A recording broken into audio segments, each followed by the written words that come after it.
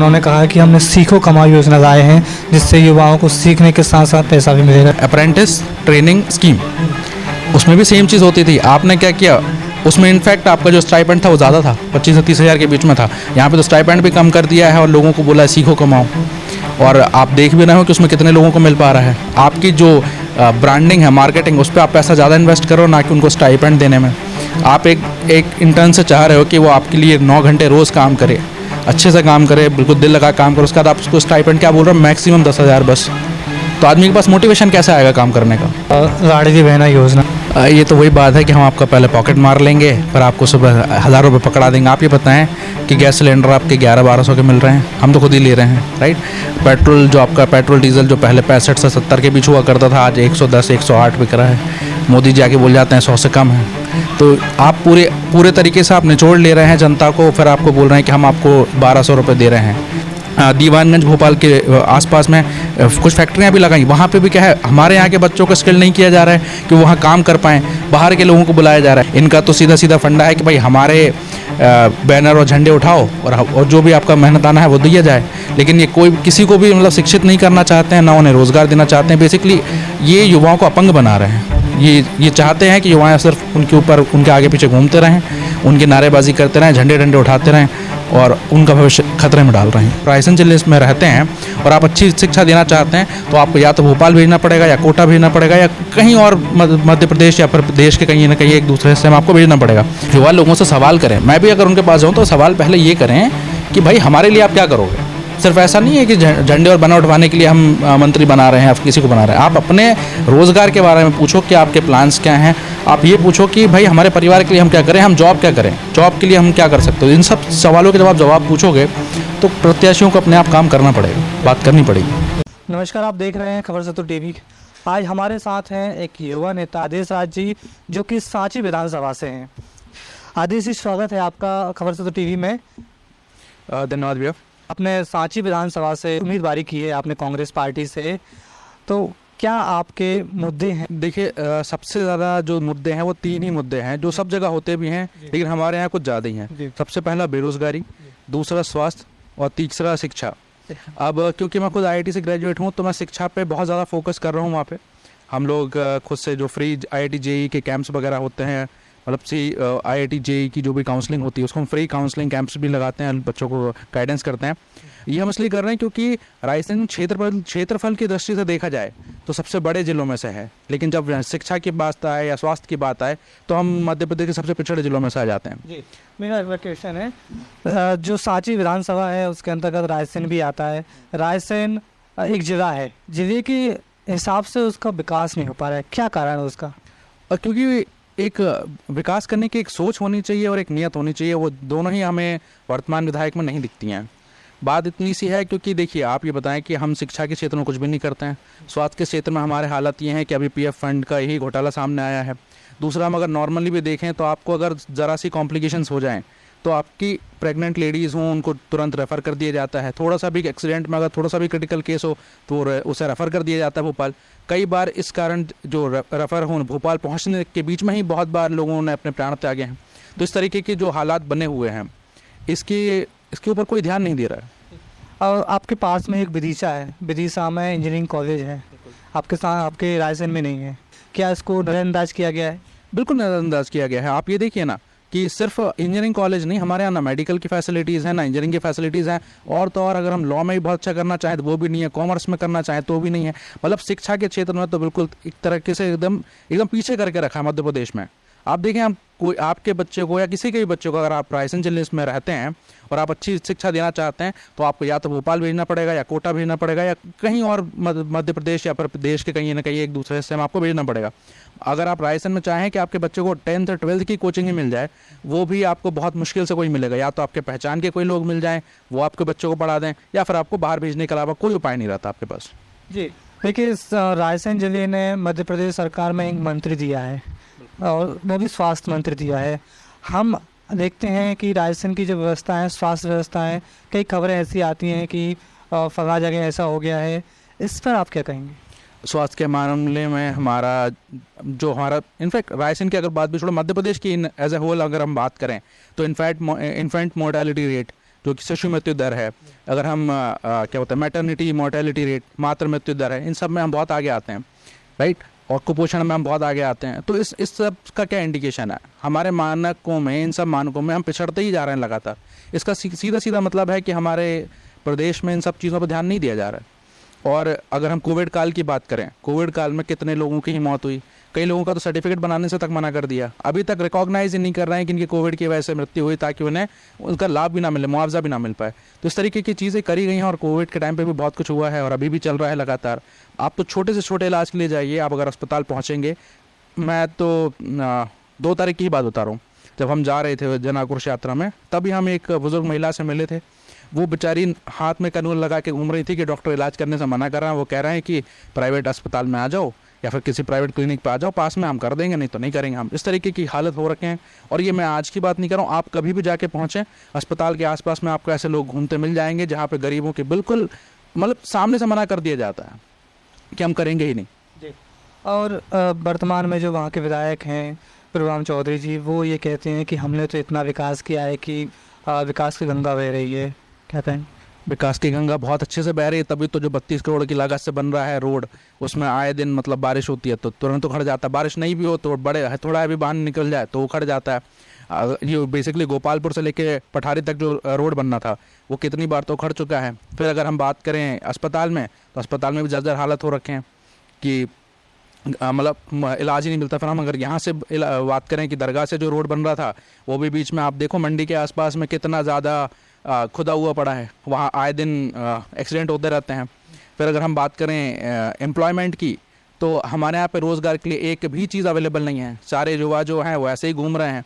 इनका तो सीधा सीधा फंडा है कि भाई हमारे बैनर और झंडे उठाओ और जो भी आपका मेहनत आना है वो दिया जाए। लेकिन ये कोई किसी को भी मतलब शिक्षित नहीं करना चाहते हैं, ना उन्हें रोज़गार देना चाहते हैं। बेसिकली ये युवाओं को अपंग बना रहे हैं। ये चाहते हैं कि युवा सिर्फ उनके ऊपर, उनके आगे पीछे घूमते रहें, उनकी नारेबाजी करते रहें, झंडे डंडे उठाते रहें और उनका भविष्य खतरे में डाल रहे हैं, खराब कर रहे हैं। आपने अभी रोज़गार की बात की, रोज़गार की अगर हम आगे बात करें, चूँकि आप दावेदारी कर रहे हैं और संभवतः कांग्रेस पार्टी आपको टिकट भी दे, तो अगर आप विधायक बनते हैं तो सबसे पहले आपके क्या काम रहेंगे सांची विधानसभा के? देखिए, आप लोगों को रोज़गार कब मिलेगा? जब रोज़गार लोग स्किल्ड होंगे। आपके यहाँ पे ऐसा नहीं है कि सांची विधानसभा में या फिर रायसेन के हम पूरे ज़िले की बात करें कि बच्चों में टैलेंट नहीं है। मेरे साथ के भी लोग गए हैं जो बाहर निकल गए हैं, जो स्किल सीख रहे हैं। जैसे आप कंप्यूटर साइंस की ही बात करें या फिर आप इंजीनियरिंग की ही बात करें, अगर आपको चीज़ें आती हैं तो आपको जॉब मिल रही हैं। लेकिन क्योंकि यहाँ माहौल ही नहीं बनाया जा रहा, इस वजह से लोग पिछड़ रहे हैं। अगर हम बात करें कि दीवानगंज भोपाल के आसपास में कुछ फैक्ट्रियां भी लगाई, वहाँ पे भी क्या है, हमारे यहाँ के बच्चों का स्किल नहीं किया जा रहा है कि वो वहाँ काम कर पाएँ, बाहर के लोगों को बुलाया जा रहा है। तो अगर मुझे मौका मिलता है, मुझे पार्टी अफसर देती है या फिर मुझे वहाँ काम करने का अवसर मिलता है, तो मैं बाकायदा लोगों को एक शिक्षा, एक ट्रेनिंग दी जाएगी, एक प्रोग्राम बनाया जाएगा, लोगों को जागरूक करा जाएगा कि भाई ये चीज़ें सीखने से आपको जॉब मिल सकती है या फिर आपको ये स्किल्स हो सकती हैं। मतलब आप स्किल डेवलपमेंट के ऊपर काम कर सकते हैं। मोदी जी बोलते बहुत हैं, लोग बोलते बहुत हैं कि skill India, develop India, but आप स्किल सिखा ही नहीं रहे हो। और ऐसा नहीं है कि हो नहीं सकता। आप कैंप लगाएं, लोगों को जागरूक बनाएं। लोग अगर जैसे मान लो भोपाल से भी कोई इंजीनियरिंग कर रहा है, उसने अगर कंप्यूटर साइंस लिया है या सिविल इंजीनियरिंग लिया, अगर आप उसको बताओगे कि भाई कंप्यूटर साइंस का मतलब सिर्फ गेम खेलना नहीं है, कंप्यूटर साइंस का मतलब है प्रोग्रामिंग लैंग्वेजेस सीखना और जो डेटा स्ट्रक्चर एल्गोरिथम्स को की प्रॉब्लम्स को सॉल्व करना। अगर लोग सीखेंगे तो वो अच्छा करेंगे, जॉब के अवसर अपने आप बनेंगे। तो मेरे प्रयास पहले भी रहा है और आगे भी ये प्रयास रहेगा कि लोगों को इन सब चीज़ों को, जो भी हमारे युवा हैं, जो हमारे बच्चे, उनको सिखाया जाए इन सब चीज़ों के बारे में। तो क्या आपने रोज़गार की बात करी, तो मैं मध्य प्रदेश सरकार की भी बात करूंगा। उन्होंने कहा कि हमने सीखो कमाओ योजना लाए हैं, जिससे युवाओं को सीखने के साथ साथ पैसा भी मिलेगा। क्या कहेंगे इस पर? ये तो बेसिकली वही बात हो गई कि पुराने माल को आपने नया लेबल लगा के बेच दिया। ये कांग्रेस सरकार में भी एक योजना चल रही थी, ATS जिसको बोला जाता था, अप्रेंटिस ट्रेनिंग स्कीम। उसमें भी सेम चीज़ होती थी। आपने क्या किया, उसमें इनफैक्ट आपका जो स्टाइपेंड था वो ज़्यादा था, 25 से 30 हज़ार के बीच में था। यहाँ पे तो स्टाइपेंड भी कम कर दिया है और लोगों को बोला है सीखो कमाओ।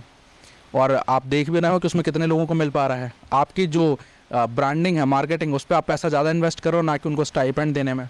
आप एक इंटर्न से चाह रहे हो कि वो आपके लिए 9 घंटे रोज़ काम करे, अच्छे से काम करे, बिल्कुल दिल लगा काम करे। उसके बाद आप उसको स्टाइपेंड क्या बोल रहे हो, मैक्सिमम 10,000 बस। तो आदमी के पास मोटिवेशन कैसे आएगा काम करने का? तो इस तरीके की चीज़ें हैं ये तो, कि लोग बोल रहे हैं सीखो कमाओ, लेकिन आप उनको फिर भी स्किल नहीं सिखा रहे हो, उसमें बस बोल रहे हैं कि बस बताते हैं। जी, एक और योजना है मध्य प्रदेश सरकार ने अभी लॉन्च की है, लाडली बहना योजना, जिसमें वो दावा करते हैं कि आगे चल के हम 3,000 देंगे। अभी फिलहाल 1250 रुपये की एक किस्त उन्होंने भी डाली है। इस योजना को लेकर आप क्या कहते हैं? ये तो वही बात है कि हम आपका पहले पॉकेट मार लेंगे, फिर आपको सुबह 1000 रुपये पकड़ा देंगे। आप ये बताएं कि गैस सिलेंडर आपके 1100-1200 के मिल रहे हैं, हम तो खुद ही ले रहे हैं, राइट। पेट्रोल जो आपका पेट्रोल डीजल जो पहले 65 से 70 के बीच हुआ करता था, आज 110-108 बिक रहा है। मोदी जी आके बोल जाते हैं 100 से कम है। तो आप पूरे तरीके से आप निचोड़ ले रहे हैं जनता को, फिर आपको बोल रहे हैं कि हम आपको 1200 रुपये दे रहे हैं। जो एक जीतू पटवारी जी ने बहुत अच्छी बात कही भी थी कुछ समय पहले, हमारे पूर्व मंत्री रहे हैं कांग्रेस सरकार में, उनने कहा था कि 250 रुपये में कौन सी मिठाई आती है।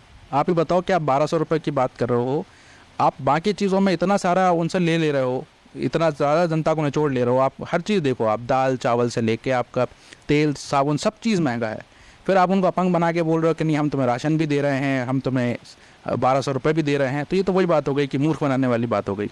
मेरा अगला सवाल आपसे है, अभी आपने कुछ देर पहले कहा था कि एक पीएफ घोटाले का जिक्र किया था, तो क्या घोटाला है वो?